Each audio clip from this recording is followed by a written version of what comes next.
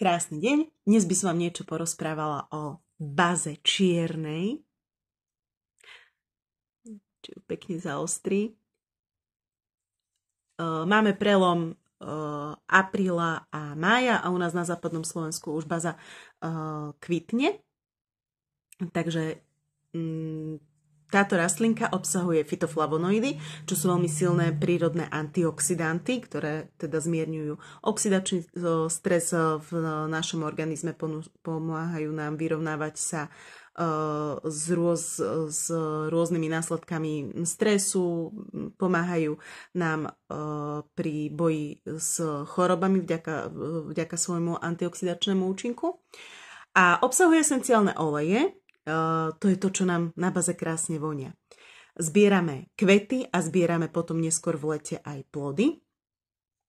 Kvety pôsobia proti mikróbom, majú veľmi silné protivírusové účinky. Používajú sa aj pri zápaloch močových ciest a sú močopudné. Ten protivírusový účinok vieme veľmi dobre využiť v tinktúre. Naložíme si usušené kvety. Kvety sa sušia vlastne celé tieto úbory, ale stonky potom po usušení odstrihneme. Naložíme iba kvety do alkoholu, približne 20 gramov kvetov na deci alkoholu, ideálne 60% bieleho alkoholu.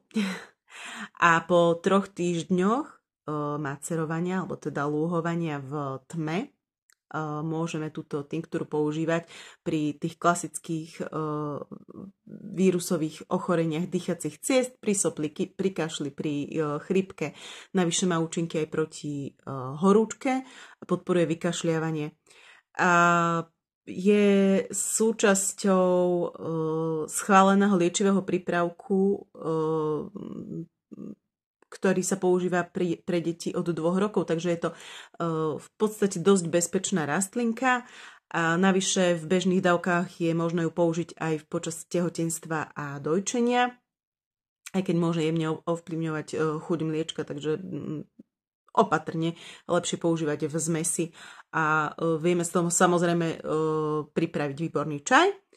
A tradične sa z toho pripravuje aj bazový sirup, ktorý má veľmi lahodnú chuť a vlastne aj do toho sirupu nie v nejakých veľkých dávkach, ale aj do toho sirupu sa uvoľnia tie esenciálne oleje, alebo tie v zásadných dávkach, ale tie fytoflavonoidy nie, ale uvoľnia sa látky, ktoré tiež pomáhajú pri týchto chrípkových ochoreniach, takže je to taká dlhodobá prevencia, keď pijeme bazový sirup.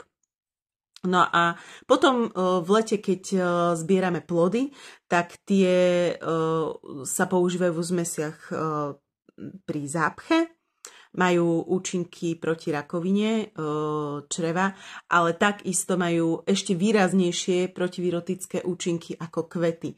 A tam naozaj môžeme si pripraviť veľmi kvalitnú tinktúru, ktorá nám bude po celú zimu slúžiť ako liek pri vírózach.